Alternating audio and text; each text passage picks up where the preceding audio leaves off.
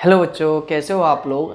बच्चों आप लोग अच्छी तरीके से पढ़ रहे होंगे और रिसेंटली हमने क्लास 9th का लेक्चर चालू किया है और आप लोग उसको अच्छी तरीके से देख भी रहे होंगे, शेयर भी कर रहे होंगे। और जितने भी अपने फ्रेंड सर्कल है, कोई भी आपका मिलने जुलने वाला जो क्लास 9th में पढ़ता है, उनको आप इससे ज़्यादा जोड़ने की कोशिश करिए ताकि हम लोग जो भी आप लोगों के लिए करते हैं वो बच्चे उनसे जुड़ सके और उनको फ़ायदा मिल सके। ठीक है स्टूडेंट्स, प्रीवियस वीडियो लेक्चर में इरेशनल नंबर्स के बारे में मैंने आपको एक कंसेप्चुअल वीडियो बनाया था, 10 मिनट का वीडियो बना रखा है। उसमें आपको इरेशनल नंबर के बारे में मैंने एक बार और डिफाइन कर दिया था। ठीक है स्टूडेंट, आज हम एक्सरसाइज नंबर 1.2 चालू करेंगे। उससे पहले आपको यदि ध्यान होगा, प्रीवियस वीडियो लेक्चर में मैंने बताया था कि कोई फ्रैक्शन को नंबर लाइन पर कैसे रिप्रेजेंट करेंगे, वो हम आज सीखते हैं। उसके बाद हम एक्सरसाइज को कंटिन्यू करेंगे। स्टूडेंट्स, तो मैं आपका टीचर प्रवीण कुमार झा, आपके प्यारे से यूट्यूब चैनल कुमार प्रवीण झा पे आप लोगों का वेलकम। आइए स्टूडेंट्स, हम लोग देखते हैं नंबर लाइन पर किस तरीके से रिप्रेजेंट किया जा सकता है फ्रैक्शन नंबर को या रैशनल नंबर को। आइए, जैसे मैंने आपसे बोला कि 3/7 को नंबर लाइन पर रिप्रेजेंट करिए। ठीक है, 3/7 को, हालांकि क्लास 8th में इन सब चीज़ों को हम पढ़ लेते हैं, फिर भी हम रिवीजन के तौर पर पढ़ रहे हैं। 3/7, तो स्टूडेंट्स क्या करेंगे हम लोग, देखिए ये नंबर लाइन खींचा, लाइन ड्रॉ किया हमने। ओके, 3/7 लिखा हुआ है, यानी ये डेफिनेट है। जब इसको आप डिवाइड दोगे तो पॉइंटों में आएगा 0.1 से छोटी है वैल्यू है। मेरी बात समझ रहे हो ना, 1 से छोटा है।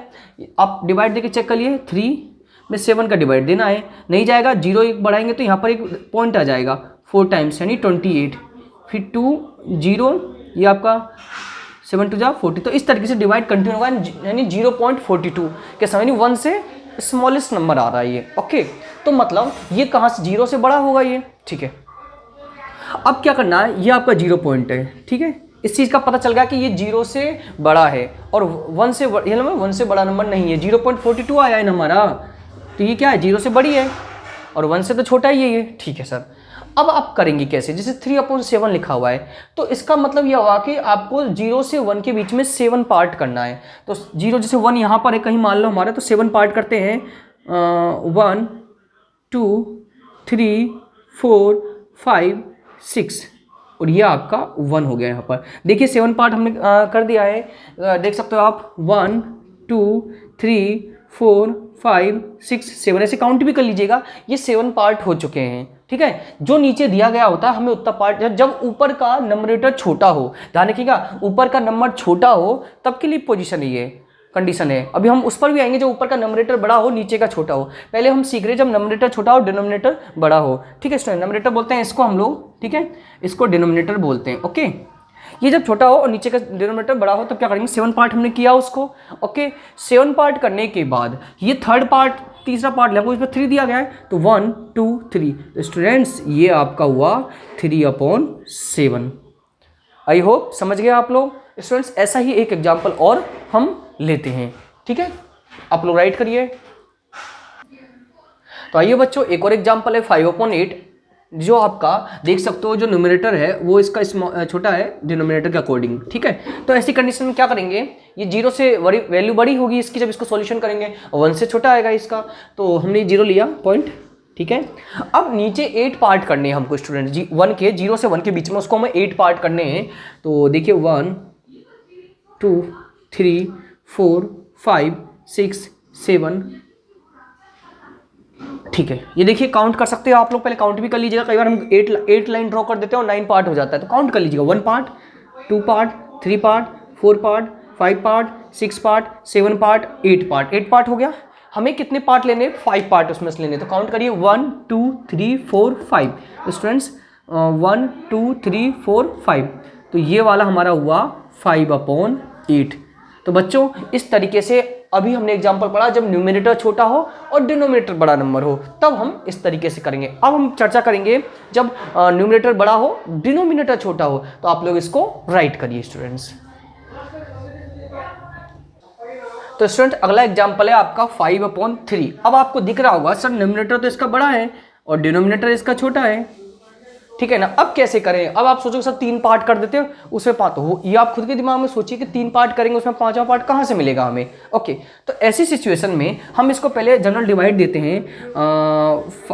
5 में 3 का जब डिवाइड देंगे हम, 3 1 जा 3, रिमाइंडर 2 आया। इसको यदि हम मिक्स्ड फ्रैक्शन फॉर्म में लिखें तो स्टूडेंट्स कुछ इस तरीके से होगा, आपको यदि आता ही होगा, 1 बार डिवाइड गया, 2 रिमाइंडर आया, 3 हमारा डिवाइडेंड है, ठीक है। इस तरीके से ये हमारा आया। ओके, मेरी बात समझ, ये आप समझ गए होंगे।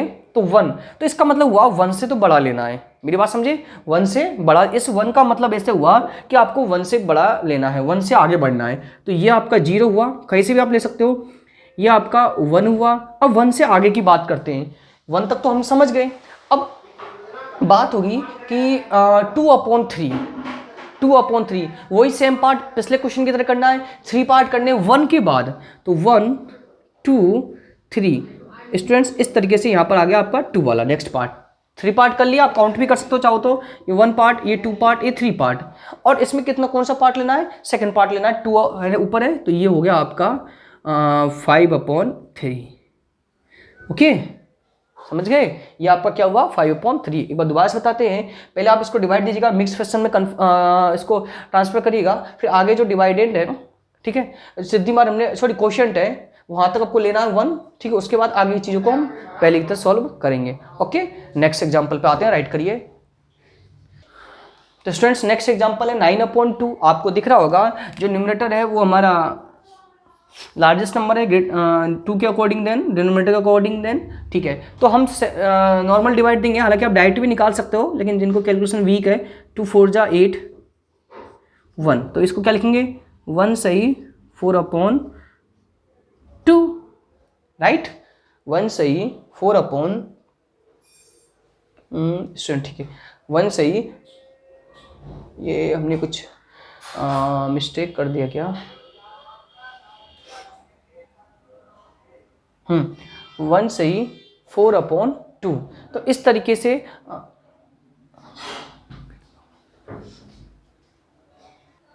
तो बच्चों इसमें थोड़ा सा मिस्टेक हो गया, इसको हम राइट करते हैं। पहले हम क्वोशिएंट को लिखते हैं, यहाँ पर हमने रिमाइंडर को आगे लिख दिया, ठीक है, इस तरीके से हमारा ये लिखा। अब इसका मतलब ये है क्या, 4 पार्ट तक तो आपको लेना है, उसके बाद आगे का सिचुएशन देखते हैं। तो स्टूडेंट्स यहाँ हुआ 0, यहाँ हुआ 1, यहाँ हुआ आपका 2, यहाँ 3 और ये 4। अब आगे क्या हम सिस्टम समझते हैं, आगे आपको 2 पार्ट करना है, तो ये 2 पार्ट किए हमने, तो मतलब यहाँ पर आपका आ गया 5, ठीक है। इसमें पहला पार्ट ये हुआ, तो ये आपका स्टूडेंट्स आ गया 9/2।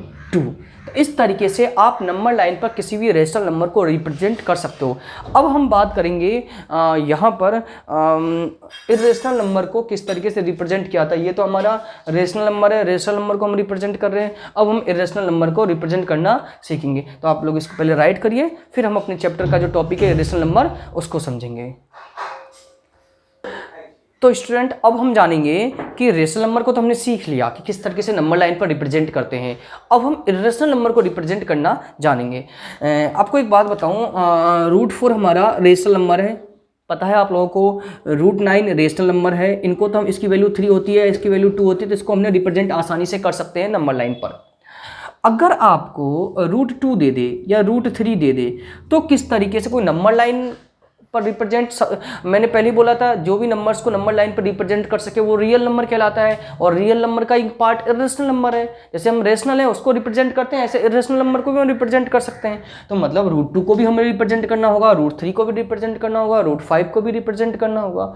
तो करेंगे कैसे, बड़ा ध्यान से समझिएगा किस तरीके से √2 को हम नंबर लाइन पर रिप्रेजेंट कर सकते हैं। तो आइए देखते हैं। तो इससे पहले आपको मैं एक पाइथागोरस थ्योरम, यदि आप अपनी बुक में जाइएगा तो बुक में भी आपको दिया गया है एक, आप देखिएगा पाइथागोरस थ्योरम। मैं इसको पहले आपको थोड़ा सा इसके बारे में समझाता हूँ, फिर आगे की हम चर्चाएं करेंगे। पाइथागोरस एक मैथमेटिशियन थे जिन्होंने हमें बताया, पाइथागोरस जिन्होंने हमें बताया किस तरीके से इर्रेशनल नंबर को नंबर लाइन पर रिप्रेजेंट कर सकते थे। उनका एक कंसेप्ट था, आप अभी शायद 8th में तो शायद आप लोगों ने पढ़ा नहीं होगा, 9th में पढ़ोगे, अभी आप ज़्यादा डिटेल में ना लीजिएगा लेकिन फिर भी समझिएगा। फिर कंसेप्ट आगे आएगा तो मैं एक्सप्लेन भी कर दूँगा। ये कोई राइट एंगल है, राइट एंगल जानते हो, जिसमें 90 डिग्री का एंगल बनता है, ठीक है, जिसमें 90 डिग्री का एंगल होता है ये, इसके सामने वाली साइड हाइपोटेनियस होती है जिस पर 90 का एंगल होता है, परपेंडिकुलर, और ये बेस होता है। ओके, ये हाइपोटेनियस, ये परपेंडिकुलर, ये बेस। इनका कंसेप्ट ये है, इन्होंने कंसेप्ट दिया था हाइपोटेनियस का स्क्वायर बराबर बेस स्क्वायर प्लस परपेंडिकुलर का स्क्वायर, ये इनका कंसेप्ट है।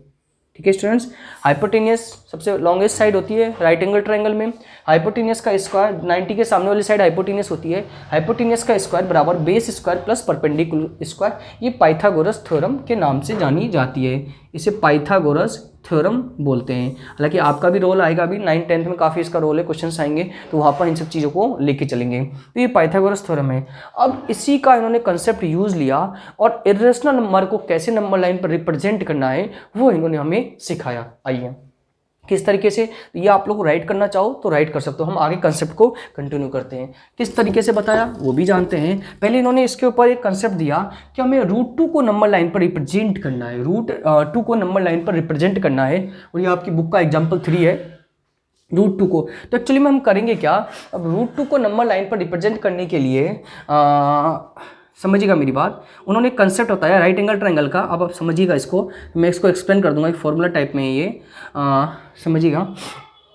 हम √2 को नंबर लाइन पर रिप्रेजेंट करते हैं, ठीक है। अब किस तरीके से करेंगे वो भी आप समझिए। ये हमने एक राइट एंगल ट्रायंगल बनाया, ठीक है, ओके। यहाँ पर हमने लिखा √m1, ये कंसेप्ट दिया उन्होंने। अब ये क्या वो सारी क्या है, अचानक आप क्या लेके आ गए, ये कंसेप्ट इसी पर बेस्ड है, इन्होंने एक फॉर्मूला बनाया है, इसी पर बेस्ड फॉर्मूला बनाया है, ठीक है। अब हमें इसी चीज़ को फॉलो करना है और इसी को फॉलो करते हुए हमें अपने सवालों को करते हुए आगे बढ़ना है। क्या कंसेप्ट है, ये हाइपोटेनियस है, आपको दिख रहा है, ये परपेंडिकुलर है, बेस है। आप इसको सॉल्व करिए, डेफिनेट आपका आंसर ये आएगा। मैं आपको ला के भी दिखा सकता हूँ, ये आपका हाइपोटेनियस है, ठीक है। प्रूव करके देखते हैं, हाइपोटेनियस है √m, यहाँ पर दे रखा है हाइपोटेनियस का स्क्वायर √m का स्क्वायर, बेस का स्क्वायर, बेस का स्टूडेंट्स आपका √m-1 का स्क्वायर प्लस परपेंडिकुलर क्या है 1 का स्क्वायर। देखिए इसके अकॉर्डिंग मैंने इसको फॉर्मूला में सेट कर दिया। √m का स्क्वायर रूट से स्क्वायर कट जाता है, ठीक है, m हो जाएगा, इस पे भी कट जाएगा आपका, अंडर रूट हट जाएगा, स्क्वायर से अंडर रूट m-1 और प्लस 1, 1 से 1 क्रॉस, m बराबर m, ठीक है। तो समझे ये कंसेप्ट हमारा सही है, हमने प्रूफ भी आपको करके दिखा दिया है। हालांकि ये सब एग्जाम में पॉइंट ऑफ व्यू से नहीं पूछा जाता है, फिर भी मेरा मतलब क्योंकि मैथ हम पढ़ रहे हैं तो मैथ में हमें हर चीज़ें मालूम होनी चाहिए, कहाँ से आई, कैसे आया, जो भी चीज़ें मालूम होना चाहिए, कभी भी हमें रटना नहीं चाहिए, कंसेप्चुअल क्लियर होना चाहिए, तभी जाके हम सवालों की प्रैक्टिस कर पाएंगे। तो इस तरीके से इन्होंने ये कंसेप्ट दिया, ठीक है। आप लोग वीडियो को पॉज करके राइट भी कर सकते हो, क्योंकि कंसेप्चुअल वीडियो है ये। पाइथागोरस थ्योरम डिटेल से हम समझेंगे कभी जब हमारी ज्योमेट्री चालू होगी। अभी देखिए इसको, इस तरीके से उन्होंने इसको वेरीफाई भी कर दिया कि m बराबर m, इधर का साइड और इधर का साइड इक्वल है, ठीक है। अब इसका इस सवाल से क्या कनेक्शन है, आइए उस चीज़ को भी हम देखते हैं। तो स्टूडेंट्स मैं इसको पहले इरेज कर देता हूँ, आप वीडियो पॉज करके राइट भी कर सकते हो, ठीक है। तो आप लोग इसको राइट करिए। तो बच्चों आगे हम देखते हैं √2 को कैसे नंबर लाइन पर रिप्रेजेंट करते हैं। अब देखिए इसी कंसेप्ट का मैं यूज अभी नंबर लाइन पर लूँगा। स्टूडेंट्स ये देखिए आप लोग, ये मैंने 0 लिया, मेरी बात समझिएगा।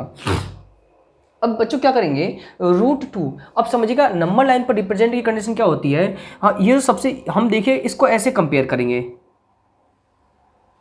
सर आप किस तरीके से ले जाए, आप साथ समझने की कोशिश करिएगा। ये मान लो m की जगह हमने √2 लिखा है, ठीक है। तो नीचे वाला क्या होगा, m-1 यानी √2, यहाँ पर जो भी लिखा उससे एक जस्ट नीचे कम होता है, ठीक है, कम यहाँ पे बता रखा है मैंने। तो m-1 यानी √1 होगा, और √1 की वैल्यू, और इधर क्या है 1 ही फिक्स है, ठीक है। तो √1 की वैल्यू क्या होती है 1। तो हमें ध्यान रखना है जो भी आपको इस दिया गया है नंबर लाइन पर रिप्रेजेंट करने, उससे जस्ट एक कम नीचे लेते हैं, ठीक है। और √1 की वैल्यू 1 होती है, ये भी हम भली बाती से जानते हैं। आइए अब क्या करते हैं, ये लिया हमने 1 तक, ये वाला इस्तेमाल करते हैं। ये देखो ये बेस, तो ये भी बेस है, तो ये हमने नंबर लाइन का 1 ले लिया नंबर, ठीक है, ये हमने 1 ले लिया। ऊपर आपको देखिए ये प्रैक्टिकली आराम से स्केल लेके चलना है। 1 सेंटीमीटर लिया, एक यूनिट ले लेना आप, फिर हमने 1 सेंटीमीटर लाइन ऊपर ड्रॉ कर दिया, हमने सीधे परपेंडिकुलर 1 सेंटीमीटर लाइन ड्रॉ किया, ठीक है। एक स्केल नहीं है प्रॉपर, आप 1 यूनिट लेंथ ड्रॉ कर दीजिए आप, ठीक है। फिर क्या करना है आपको, यहाँ से इसको इससे मीट कर देना है, ठीक है। ये 1 जो आपने लिया है इसको आप इससे मीट कर दोगे, ठीक है। ओके मेरी बात समझना, ये 1 कहाँ से आया, ये इसका 1 लिया हमने, फिर परपेंडिकुलर 1, इस पर हमने परपेंडिकुलर 1 डाला, फिर यहाँ इस पॉइंट से इस पॉइंट को मीट किया हमने, ठीक है, और फिर प्रकार देखा है जो आपका प्रोटेक्टर आता है, ठीक है, या कंपास जो भी उस पर उसकी पॉइंट यहाँ रखेंगे और यहाँ से यहाँ तक मेजर करते हुए, मेरी बात समझना, यहाँ से यहाँ तक मेजर करते हुए इस तरीके से हम घुमाएंगे और यहाँ पे जहाँ कट रहा होगा उसको काट देंगे। जैसे देखिए मैंने इसको रखा और मान लो ये इस जगह कट रहा है, ठीक है, मेरी बात समझना, मतलब इस पॉइंट पर हम रखेंगे और यहाँ तक हम खोलेंगे और इसको जैसे ऐसे घुमा देंगे, इस तरीके से हम घुमाते हुए देखेंगे कहाँ पे ये कट रहा है। ये तो हम देखते हैं ये हमारा इस जगह पर कट रहा है, तो ये आपका ये जो पॉइंट बनेगा ये √2 बनेगा। स्टूडेंट्स एक बात बात समझिएगा, थोड़ा सा कॉम्प्लिकेट है, आप लोग को दिक्कत भी हो सकती है। देखिए ये 1 का डिसाइड कहाँ से हुआ, जस्ट जो भी हमारे क्वेश्चन में दिया गया उससे जस्ट एक कम लेते हैं हम, √1 की वैल्यू 1, तो ये 1 तक है, ठीक है। अब इस पर एक परपेंडिकुलर लाइन 1 की ड्रॉ करेंगे हम, 1 कोई सा भी ले सकते हो, 1 सेंटीमीटर, मतलब 1 यूनिट लेना है, कोई इससे प्रॉब्लम नहीं है, हमें तो सिर्फ लोकेशन बताना है इसका, ठीक है। अब इस पॉइंट को इससे मीट किया हमने, यहाँ से हमने पॉइंट रखा और यहाँ पर रखते हुए यहाँ तक खोला और इसको हमने इस तरीके से राउंड घुमा दिया। नंबर लाइन पर जिस जगह पे ये आपका कटेगा वो आपका √2 पॉइंट हो जाएगा। तो इस तरीके से आप नंबर लाइन पर √2 को रिप्रेजेंट कर सकते हो। ओके मेरी बात समझिएगा, एक बार दोबारा समझिए, ये हमने 1 लिया, यहाँ तक ये 1 कहाँ से है, इस फॉर्मूले के अकॉर्डिंग। अभी और भी बताऊँ मन में आपका, ऐसा √3 का कैसे करेंगे, √5 का कैसे करेंगे, वो भी हम समझेंगे, पहले इसको समझिएगा। 1 आया, फिर यहाँ से 1 परपेंडिकुलर लेंथ लिया हमने, यहाँ से यहाँ तक मेजर किया और इस तरीके से हमने वहीं से पॉइंट रखा, घुमा दिया और जहाँ पे नंबर लाइन पर कट करेगा, ये इंटरसेक्ट करेगा, वो आपका √2 कहलाएगा। तो स्टूडेंट्स आप लोग इसको वीडियो को पॉज करिए और राइट भी करिए, इसके बाद हम नेक्स्ट एग्जाम्पल पर आते हैं। तो वीडियो को अब देखिए आप। स्टूडेंट्स अगला एग्जाम्पल 4 है आपका, locate √3 on the number line. अब आपको हम √3 पर बताएंगे, √3 को किस तरीके से नंबर लाइन पर रिप्रेजेंट किया जाता है वो भी हम सीखेंगे। अब वही बात, पहले हम हाइपोटेन्यूस को √3 लेते हैं, तो जस्ट इसका एक कम क्या होगा, √2, राइट, √2 होगा एक कम इसका, और परपेंडिकुलर लेंथ हमारी 1 है। अब सबसे पहले आपको √2 लेना पड़ेगा, तो √2 ऑटोमेटिक हमने ले रखा है। आपके मन में सर यहाँ तो आपने प्रीवियस क्वेश्चन का कॉपी कर दिया, नहीं, आपको पहले √2 करना पड़ेगा, ठीक है। तो स्टेप बाय स्टेप जाना पड़ेगा, पहले √2 कर लिया हमने, ठीक है। अब इसको उसी तरीके से किया। अब पहले एक बार दोबारा से मैं रिवाइज करता हूँ, जैसे हमने √2 का नंबर लाइन पर रिप्रेजेंट किया वैसे इसको नंबर लाइन पर रिप्रेजेंट कर लिया हमने √2 को। अब √2 पर 1 सेंटीमीटर की लेंथ आपको लेनी है, तो ये हमने 1 सेंटीमीटर की लेंथ ली, ठीक है, ओके। अब फिर आपको करना क्या है, वही आपको यहाँ पर इसी पॉइंट पर रखना है, पॉइंट को रखना है और इस तरीके से प्रकार लेना और आपको राउंड घुमा देना है, ठीक है। तो मान लीजिएगा इस पॉइंट पर जब हम रखते हैं तो राउंड घुमाने पर हमारा सपोज करिए कहीं यहाँ पर जा रहा है, ठीक है, ये तो ये पॉइंट जहाँ पर वो कट करेगा वो आपका क्या होगा स्टूडेंट, √3 हो जाएगा। तो इस तरीके से आप नंबर लाइन पर √3 को भी रिप्रेजेंट कर सकते हो। ओके समझे, इस तरीके से नंबर, ये जो आपका पॉइंट होगा ये आपका पॉइंट √3 होगा। मेरी बात समझिएगा, √2 पर 1 की लेंथ लेनी है आपको, √2 पर 1 की लेंथ लेनी है, वहाँ से इसको मीट किया और इस तरीके से हम सर्कल घुमा दिया और आपका √3 नंबर लाइन पर रिप्रेजेंट हो गया। स्टूडेंट समझ में आया आप लोगों को, ठीक है। तो जस्ट एक हम कम लेते हैं यहाँ पर, बेस उसी से बनाते हैं, तब जाके हम आगे की प्रोसेस चालू करते हैं। तो काफ़ी अच्छा है। आप यदि बुक में देखोगे तो उसमें हो सकता है थोड़ा अलग प्रोसेस दे रखा है, उसमें उन्होंने क्या किया है, मैं आपको बुक का भी प्रोसेस बता देता हूँ मैं। देखिए उन्होंने क्या किया बुक में कि 0, ठीक है, ये उन्होंने वही ये 1 का लिया और 1 पे परपेंडिकुलर लेंथ डाली और इस तरीके से उन्होंने लिया और ये उन्होंने √2 लिया इस जगह पे, आप देख सकते हो बुक में इस तरीके से कर रखा है। फिर उन्होंने क्या किया है, यहीं पर इस तरीके से बुक में यहाँ पर परपेंडिकुलर ड्रॉ किया है उन्होंने, 1 सेंटीमीटर लेंथ लिया है, ओके 1 सेंटीमीटर लेंथ लिया है और इसको इससे मीट कर दिया है, ठीक है। मेरी बात समझिएगा, यहाँ पर परपेंडिकुलर 1 सेंटीमीटर लेंथ लिया है, जैसे यहाँ पर 1 सेंटीमीटर लेंथ लिया था ऐसे यहाँ पर 1 सेंटीमीटर लेंथ लिया है, फिर इसको इस पॉइंट को यहाँ से मीट कर दिया। तो ये जैसे आपका ये √2 ही तो था आपका, यहाँ पर क्या आ गया √3, जैसे ये √2 था ये √3 आ गया, यहाँ से मीट किया और इस तरीके से इसको गोल घुमा दिया और जहाँ पे कटा वो आपका √3 आ गया। तो बुक में इस तरीके से कर रखा है। मेरी बात समझिएगा, यहीं पर 1, जैसे अपन ने तो आगे जाके 1 की लेंथ ली थी, जहाँ पे कटा था वहाँ पे 1 की लेंथ यहाँ पे ली थी, लेकिन इन्होंने यहीं पर ही 1 की लेंथ लिया है और यहाँ से इसको मीट किया और यहीं से इन्होंने प्रकार को घुमा दिया और जहाँ पे कटा वो आपका √3 रिप्रेजेंट कर दिया इन्होंने नंबर लाइन पर। तो कैसे भी करिए, दोनों ही आपका मेथड सही है, लेकिन सब बात की एक बात आपको समझ में आनी चाहिए स्टूडेंट्स। तो स्टूडेंट्स आज के लिए अपना इतना ही था। नेक्स्ट वीडियो लेक्चर में हम एक्सरसाइज को भी प्रॉपर चालू करेंगे और इसके अलावा सभी वीडियो को देखिए, ज़्यादा से ज़्यादा शेयर करिए, बच्चों को जोड़ने की कोशिश करिए। क्लास 9th जो NCERT मैथमेटिक्स की बुक है आप लोगों का बेस है, यदि ये आपकी क्लियर रहेगी तभी जाके आप क्लास 10th में आपको आसानी रहेगी, क्योंकि वहाँ पर पहला ही चैप्टर हमारा रियल नंबर है, कई सारे कंसेप्ट है जो 9th क्लास को कनेक्टेड करते हैं। तो आप बुक लाइए, और यदि किसी बच्चे के पास बुक नहीं है तो लिंक के डिस्क्रिप्शन बॉक्स में वहाँ पर मैंने NCERT बुक की लिंक भी डाल रखी है, वहाँ से आप गूगल प्ले स्टोर पे बुक डाउनलोड भी कर सकते हो। और क्लास 9th की जो इंग्लिश मीडियम के बच्चे इंग्लिश मीडियम, हिंदी मीडियम के बच्चे हिंदी मीडियम के बच्चे भी पढ़ सकते हैं। ऐसे कोई जरूरी नहीं कि इंग्लिश मीडियम में मैंने इंग्लिश में लिखा है, यहाँ पे मैं पूरी बाइलिंगुअल लैंग्वेज का इस्तेमाल कर रहा हूँ। तो इस तरीके से हमें पढ़ाई को कंटिन्यू करना है, लेकिन क्लास 9th पढ़ना जरूर है, तो क्योंकि ये हमारा बेस है, इसी से हम आगे की चीज़ें हमें लिए तैयार होती है। तो स्टूडेंट्स और जो भी वीडियो आप देखते हो वहाँ पर अपना नाम जरूर लिखे। So thank you students, thank you for watching this video and attend this session. तो आप लोग राइट करिए।